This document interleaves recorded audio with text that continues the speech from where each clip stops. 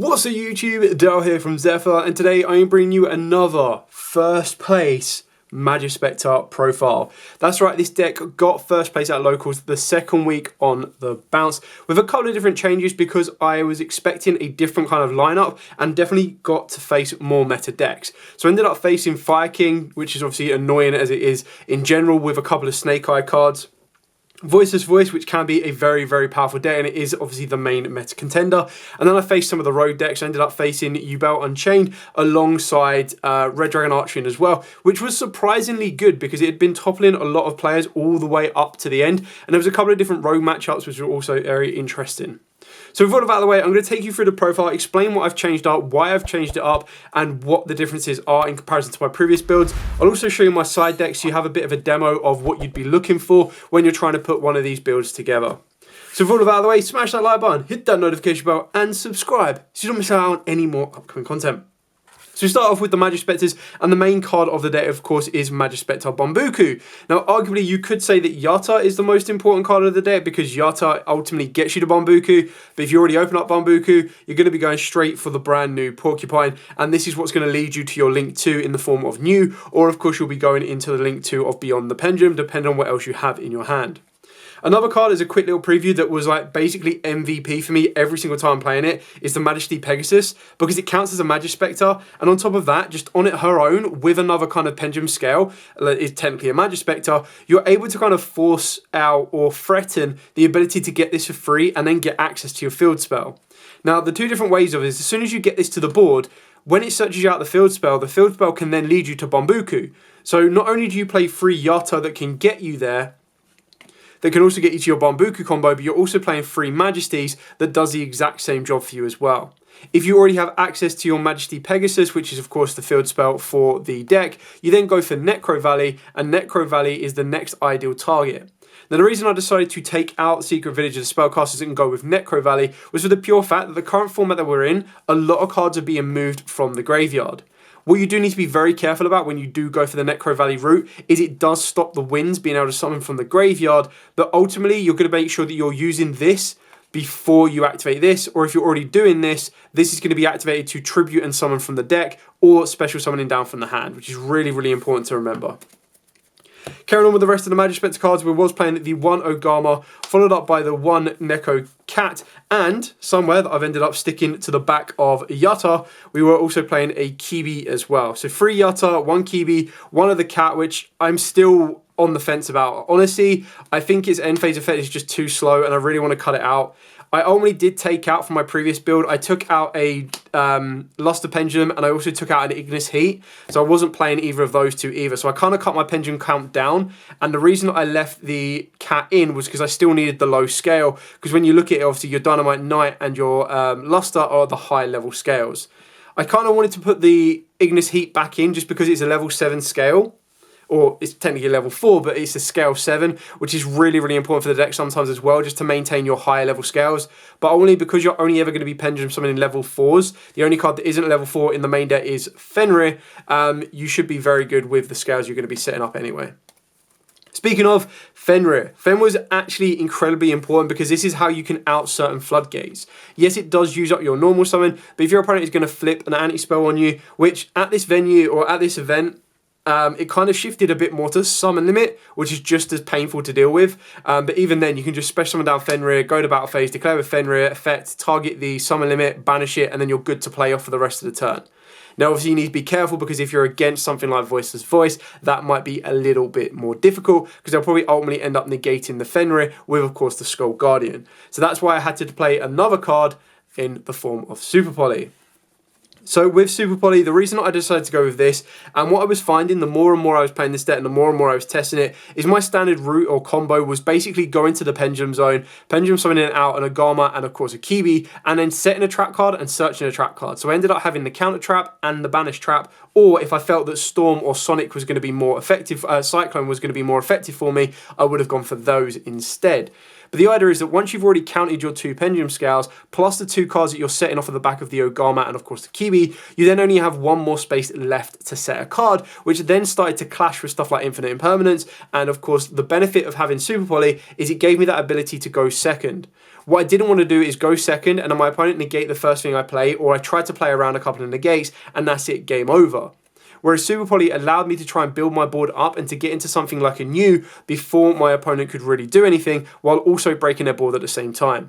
If I felt that setting Super Poly over setting something like an infinite impermanence was going to be more effective for me, I would do that. In one of the matchups, I actually searched out Tornado and set the Tempest off of the back of Ogama, searched this off of Kiwi. And then what I did was instead of setting the Tornado, I actually set the Super Poly, and it really caught my opponent off guard because they knew I searched this and they instantly assumed that the card that was set was the Tornado. So they were trying to play around that by getting rid of my Majespecter so that I didn't have a card to tribute. Once they felt the board was clear, they just started to go ham, and I was like, okay, cool, I'm just going to wait until you put the board in a position where I don't think you can come back from. And then I flipped the Super Poly on them and discarded the Tornado, and they were like, what? And they were so confused because obviously they thought they knew exactly what it was, and it wasn't that. So sometimes doing something like that can really catch them off guard.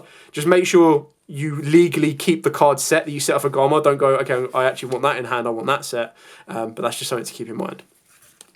And then, of course, the field spells I already touched on, the Majesty Pegasus and the Necro Valley. This is obviously very, very important because the attack boost can be quite useful for your monsters. Because keeping in mind, it boosts all of your Majespecter monsters, which naturally, they're all relatively weak, like 100 attack. Not going to do nothing for you. 1500 goes up to an 18, nice. 1000 goes up to 1300, 1800, 1500, and then Kibi goes up to 1800 as well. So there's a lot you need to kind of keep in mind, but it was really important on this one because if I didn't need Necro Valley in that particular matchup, and I was going game one, obviously I can't side out game one, but you would then still have the option for a Majesty Pegasus, which boosted your attack as well as being able to tribute off your monsters to get you through other Majespecters. Really, really cool.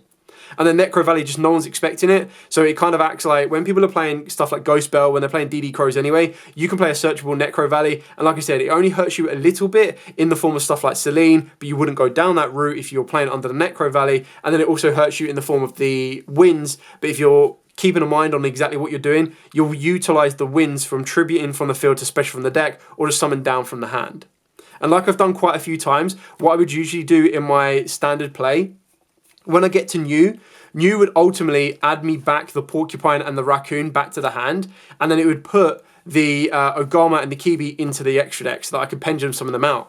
And what I would do is, rather than having to relay the scales and not have any cards in my hand, is I would hold back the Bambuku, where of course I would have a higher level scale, play down the Raccoon, because obviously it's the most effective for me there, and then I would pendulum someone out while keeping this in my hand, so that should my opponent break my entire board, and they're like, cool, I don't need to worry about Tempest or Tornado, because they don't have a Majespecter on the board, I can still activate Winds and summon down the Bambuku.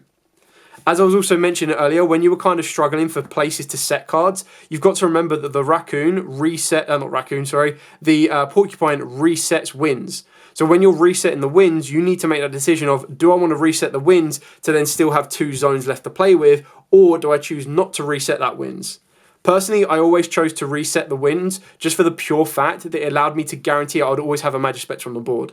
And that allowed you to play around the fact that they would go, okay, cool, Kaiju, or they would go Super Poly, or a Lightning Storm or anything like that, and they go, oh, don't worry about the back row, let's get rid of the monsters. Now, obviously, keep in mind, your end board is usually going to be your Rui with your New, and annoyingly, both of these don't have the protection effect that the original Majespecters do, so these will get wiped out by Lightning Storm. But more times than not, they were trying to take these out, and it's like, oh, well, with no monsters, they've just got dead bricks along the back row, and I'm like, okay, cool, Winds, summon, go.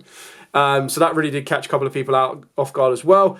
Alongside when you're considering the built-in protections of the targeted protection for all of your Majespecters, bar, of course, the Draco Slayer version, what that really gave you the benefit for, especially in a format where there's like 15 hand traps running around in most people's deck, the only thing you worried about was an Ash Blossom on your Bambuku or Yata, and then the only thing from that point on that you worried about was an imperm or a targeted effect on your New.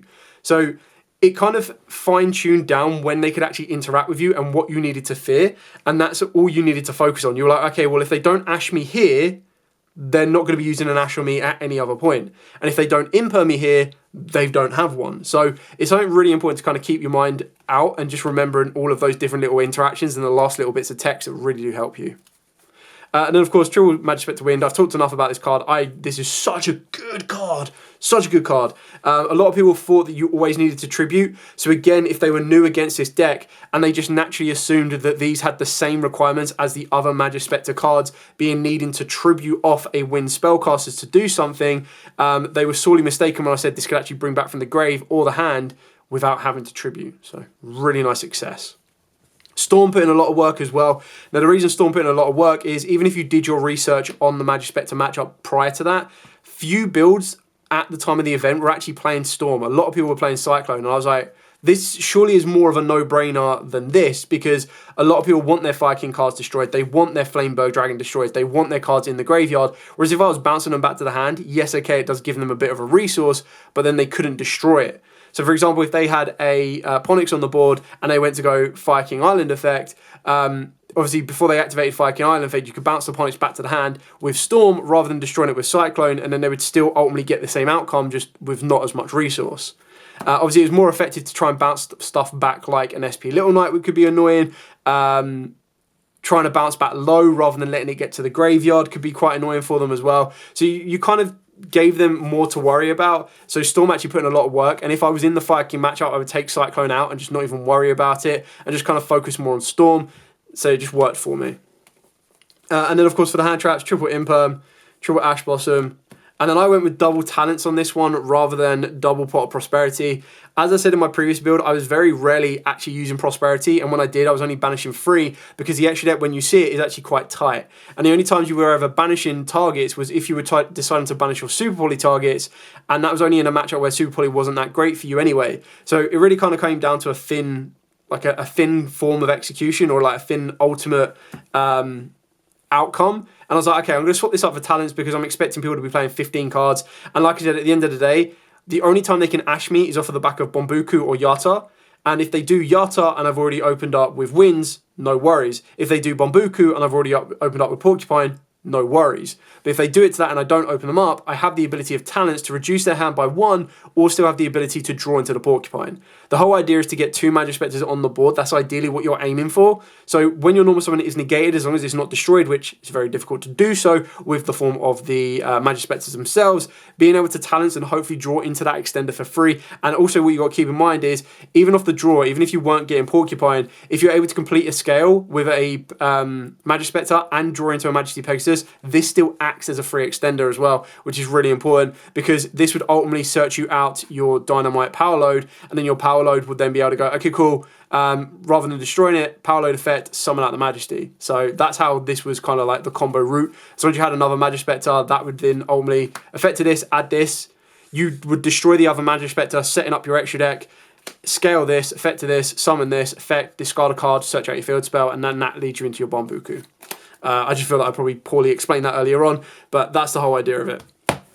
Moving on to the extra deck, pretty straightforward on this one, to be honest. 2 of the Rui. I actually really like this card as well. A lot of people forget, but it has the ability that if it's destroyed, you can put it into your Pendulum Zone, and it is a scale 5. The only issue with doing something like that is it's very rare that you've actually destroyed your own scales prior to that, but you can also use this as a last tribute if you need to. The best effect is the fact that if you do tribute a winged spellcaster, it allows you to special summon 1 from the deck. And you can use that effect twice per turn, which means the card that you set off of your, or searched off a Kibi and then set off of your Ogama just has free fodder, because you'll go, okay, cool, activate Tornado, tribute off Majespecter, whatever really, tribute off your new, for example. That would then allow you to go, okay, cool, Rui's effect, summon out from the deck a Bombuku. Bombuku then searches you out your follow-up for the next turn.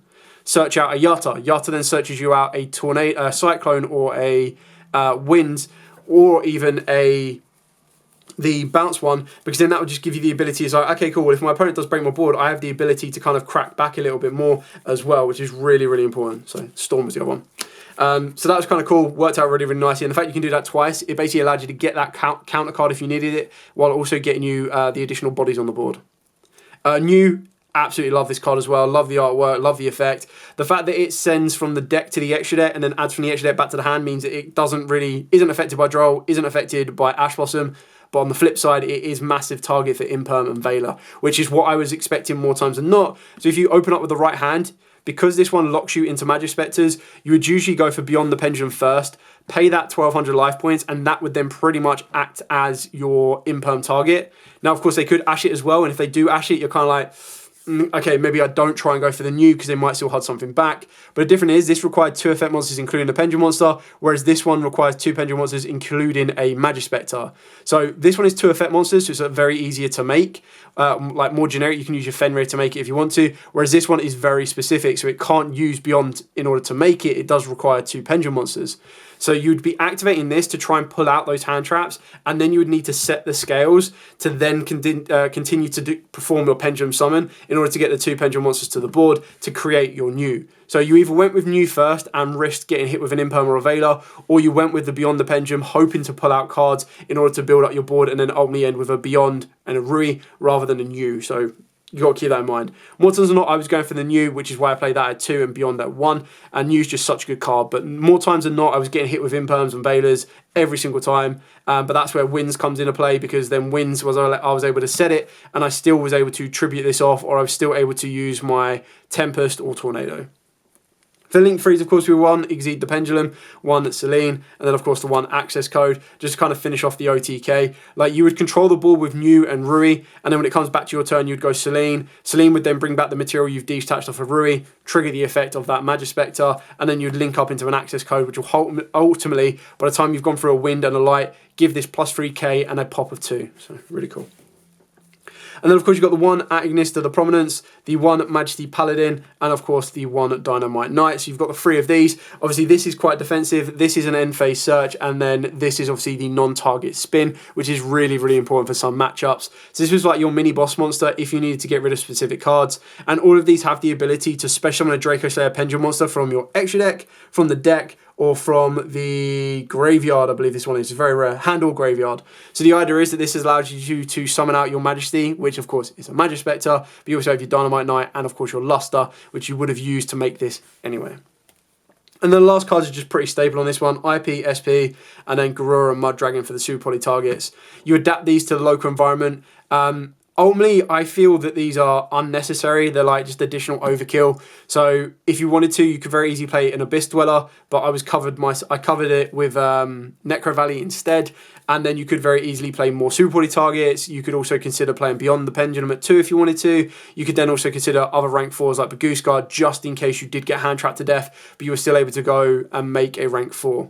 The biggest issue with this particular deck is that it's got 2 different levels in the forms of 3s and 4s. So your Bambuku into a Porcupine doesn't lead you into any XYZs, it only leads you into Links. Whereas a Yutta with a Porcupine will lead you into a rank 4, so it's a little bit different in that way. Then for the extra deck, so I went with double Nibiru, triple Dron Lockbird, and double DD Crow. I wanted to try out DD Crow in comparison to playing a third Nibiru. You could very easily play the third Nibiru and then cut the DD Crow down, and then that's where I would put Secret Villager the Spellcasters into the side deck. So entirely up to you which ones you fall on, but I kind of felt that DD Crow would have put in a bit of work, especially in the Yubel matchup as well, because you just target their Yubel, banish it. Yes, of course, they can summon it back from the banish zone, but if they're trying to summon it through the form of the Spirit Gates, which sometimes was happening, or even trying to summon the Spirit of Yubel through that effect, you were able to DD Crow it, get rid of it, and then they weren't able to continue their combo, which ultimately leads them to a super poly of your board. And when they are using a card that is that effective, that doesn't even target your monsters, when you lose your entire board to something like that, it can be very damaging. Nibiru, the only reason I played this at 2 rather than 3 again was because I wanted to try the ratio of the DD Crow, and ultimately I felt that the more experienced players were playing around this, and the only time you would really catch them off guard is if you mained it. And the only reason I had these in the side deck is if I faced a deck that either couldn't play around Nibiru or just didn't feel that it was ever going to come up, and they just got a little lapsicle and rode their luck, and that's why obviously Nibiru went in. And then for board breakers, I went with triple evenly matched, double Lightning Storm, double Cosmic, because I was highly expecting anti-spells and I was highly expecting the summon limits as well. alongside with Duster. So obviously Lightning Storm dealt with front row. I would save the Duster for back row, or of course vice versa if I needed to. And then Cosmic was able just to be those quick effect chains to anti-spell, because I was expecting that. And then of course Summon Limit as the floodgates are rocking around. These can also be quite helpful against the Voiceless Voice matchup as well. And that's another reason that I thought DD Crow would be really good, is when they activate Voiceless Voice, if they want to bring back low, or if they're trying to use the Dynamondo, you can just DD Crow their Dynamondo target, and then ultimately that would leave them with nothing on the board. You can build up your Majespecter board, get your damage in, and then go back to your control phase for the second part, and that's when you're going to be controlling them with Tempest, Tornado, Storm, Cyclone, you name it. You do need to be very careful with your Tempest, because obviously the idea is that Tempest is it can't negate a summon for a spell. So it can only negate a monster effect or a summon via the extra deck just as a normal one. So if they just go XYZ summon, you go Tempest. If they go SP Little Knight, Tempest. If they just go, which happened was in the Red Dragon Archfiend matchup, is they tried to go into Red Dragon Archfiend, and I just went, okay, cool, Tempest, negate the summon. And because it was never successfully summoned, they couldn't bring it back from the graveyard as well, which caused them a lot of issues. So really, really kind of cool locals. Yeah, okay, there was a couple of like rogue matchups, but I felt that's what the local kind of envisioned. And then he obviously got his test out against the Fire King Snake Eye matchup, and of course the Voiceless Voice matchup, and was able to grind both of those out very, very well. Mainly for the Voiceless Voice, it was this card that put in a lot of work, no surprise there. And then just in the Fire King one, it was just controlling their board state and what they were trying to do with Tempests, Storms, and Tornadoes as well. Anyway, thank you so much for watching. Don't forget to like, comment, subscribe, share. If you do have any questions at all, by all means, feel free to put them in the comments down below. I will be more than happy to answer them for you. I really do enjoy this deck. I feel that the biggest issue is that it doesn't have its own access to main beat stick boss monsters in the main deck, purely because it is missing Kirin. The day we get Kirin back, wow, I don't even know what to say with that one, because then rather than going for your 2 trap cards, you might go for a Kirin and then an Agama, or a Kirin and a Kibi, and then you're basically just building up your board from that point on, which is going to be massively damaging, especially when Kirin can't be targeted. And I don't think Kirin is that much of a broken boss monster, because it's only 2k, but just to add that little bit more strength to the deck can be massive difference in what it can actually achieve. Anyway, like I said, thanks so much for watching. Like, comment, subscribe, share. Till next time, as absolutely always, stay safe, and of course, happy dueling.